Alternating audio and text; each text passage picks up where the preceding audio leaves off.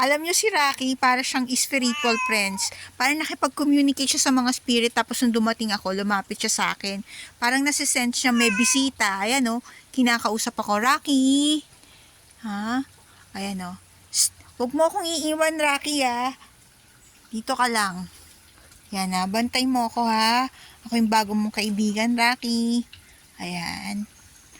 Ayan, o. Kita nyo kung gaano kabait si Rocky. Guardian natin yan. Oh, totoo yung mga spiritual guardian.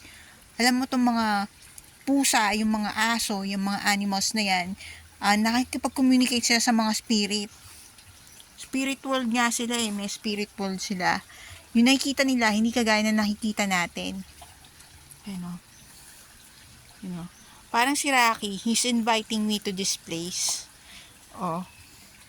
Kasi sense nila kung anong klase mga tao yung mga kasalamuha nila. O, ayan o. O. Rocky! O. Yan po yan si Rocky.